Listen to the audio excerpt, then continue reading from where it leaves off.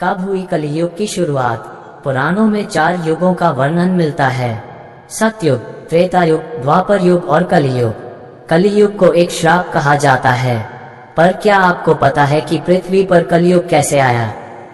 कैसे कलियुग की शुरुआत हुई? क्या हमने कभी इस बात की ओर ध्यान दिया है कि ऐसा क्या कारण रहा होगा जिसके चलते कलियुग को धरती पर आना पड़ा?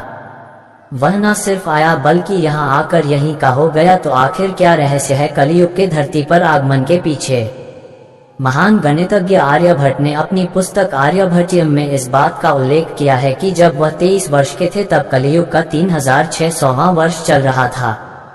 आंकड़ों के अनुसार आर्यभट्ट का जन्म 476 ईस्वी में हुआ था।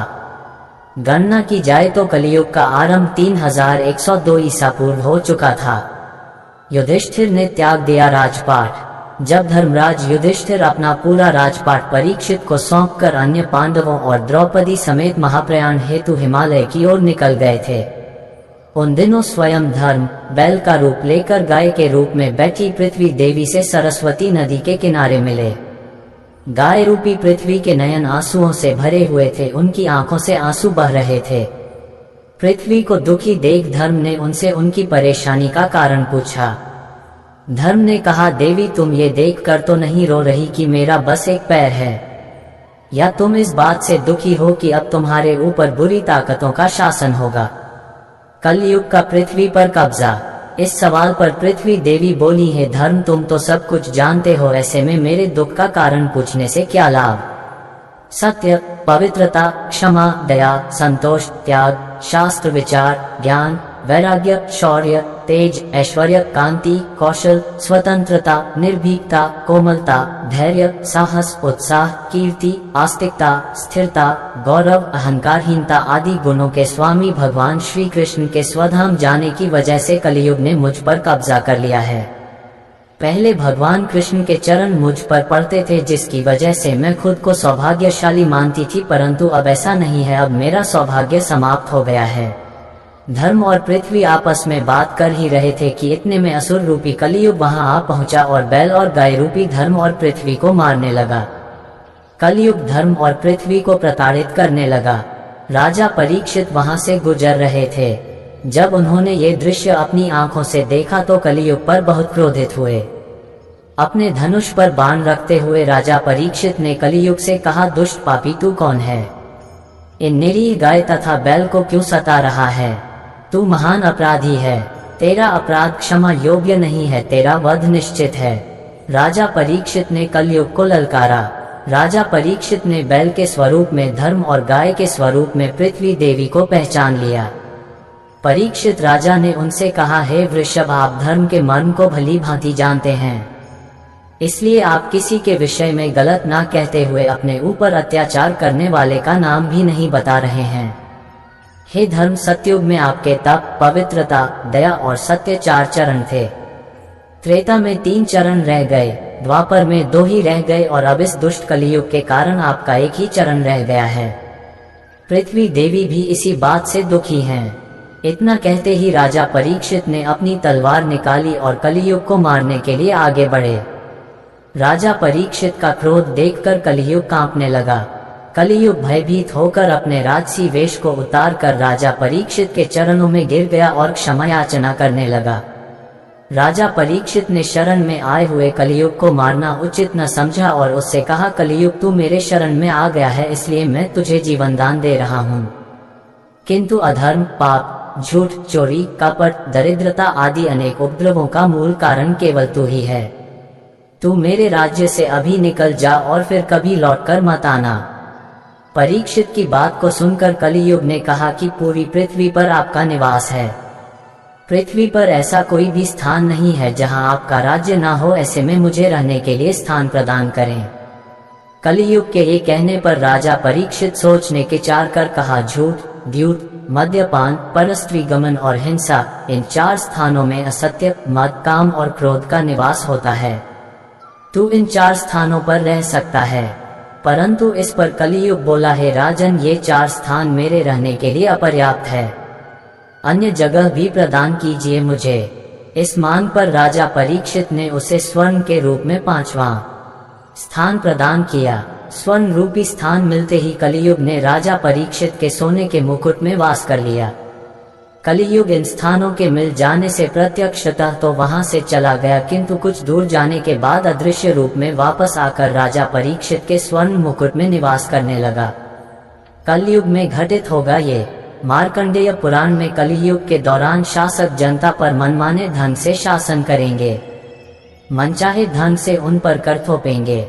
शासक अपने राज्य में अध्यात्म की जगह भय का प्रसार करेंगे। वह स्वयं एक बहुत बड़ा खतरा बन जाएंगे। बड़ी संख्या में पलायन शुरू हो जाएगा। लोग सस्ते खाद्य पदार्थ और सुविधाओं की तलाश में अपने घरों को छोड़कर जाने के लिए मजबूर होंगे। धर्म को नजरअंदाज कर दिया जाएगा और लालच, सत्ता, पैसा सभी के मस्तिष्क में प्रबल रूप से विद्यमान रहेगा। लोग बिना किसी पश्चाताप के अपराधी बनकर लोगों की हत्या करेंगे। कलयुग को लेकर तमाम तरह की बातें होती रहती हैं। ऐसे में इसे लेकर हर कोई चिंतित ही दिखाई पड़ता है कि आने वाला समय कैसा होगा। ऐसे में आज हम आपको कलयुग से जुड़ी उन खास रोचक बातों को बताएंगे जो अनेक धर्म ग्रंथों में लिखी है। ब्रह्मवैवर्त पुराण में कलयुग के बारे में बहुत कुछ बताया गया है। वही अभी कलयुग चल रहा है और द्वापर युग के समाप्ति के बाद कुल 5000 वर्ष बीते हैं। अधर्म फैलना शुरू हो गया है। ऐसे में अब इंसानों ने एक दूसरे पर भरोसा करना बंद कर दिया है। धर्म ग्रंथों के अनुसार कलियुग में ऐसा समय भी आएगा जब इंसान की उम्र बहुत कम रह जाएगी, युवावस्था समाप्त हो जाएगी। आने वाले समय में 20 की उम्र में ही आएगा बुढ़ापा। ग्रंथों में इस सृष्टि के आरंभ से अंत तक के काल को 4 युगों यानी सतयुग, त्रेता युग, द्वापर युग व कलियुग में बांटा गया है।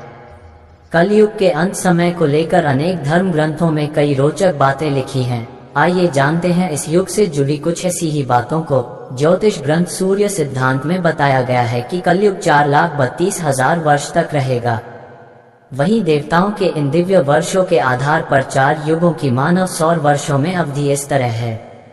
सतयुग 4,800 दिव्य वर्ष, 17,28,000 सौर वर्ष। त्रेता युग 3,600 दिव्य वर्ष, 12,96,100 सौर वर्ष। द्वापर युग 2,400 दिव्य वर्ष, 8,64,000 सौर वर्ष। कलियुग 1,200 दिव्य वर्ष, 4,32,000 सौर वर्ष। कलियुग में 16 वर्ष की आयु में ही लोगों के बाल पक जाएंगे और वे 20 वर्ष की आयु में ही वृद्ध हो जाएंगे। युवावस्था समाप्त हो जाएगी।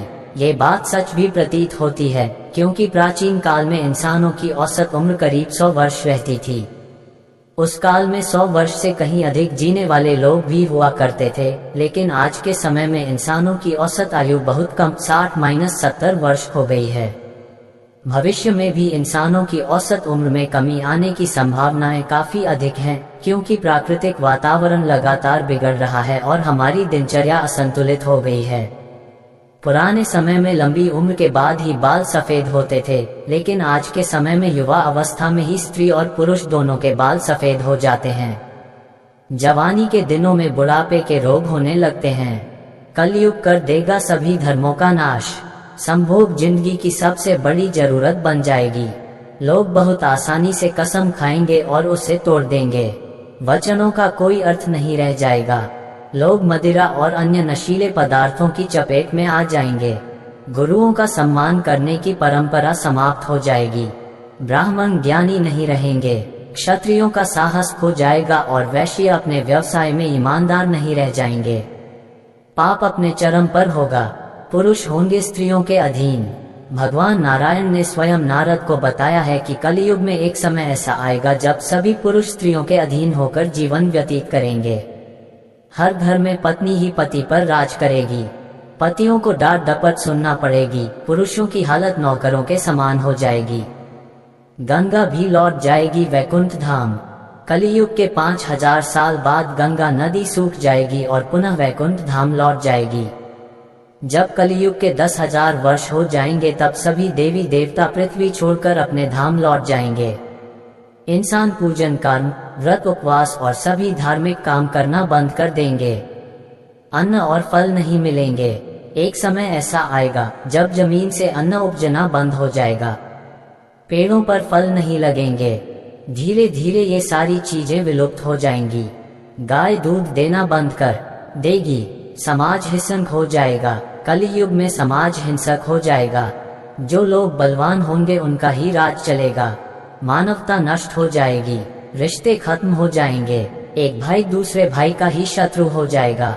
लोग देखने सुनने और पने लगेंगे अनैतिक चीजें। कलयुग में लोग शास्त्रों से विमुख हो जाएंगे। अनैतिक साहित्य ही लोगों की पसंद हो जाएगा। बुरी बातें और बुरे शब्दों का ही व्यवहार किया जाएगा। स्त्री और पुरुष दोनों हो जाएंगे अधर्मी। कलयुग में ऐसा समय आएगा जब स्त्री और पुरुष दोनों ही अधर्मी हो जाएंगी। स्त्रियां पतिव्रत धर्म का पालन करना बंद कर देगी और पुरुष भी ऐसा ही करेंगे। स्त्री और पुरुषों से संबंधित सभी वैदिक नियम विलुप्त हो जाएंगे।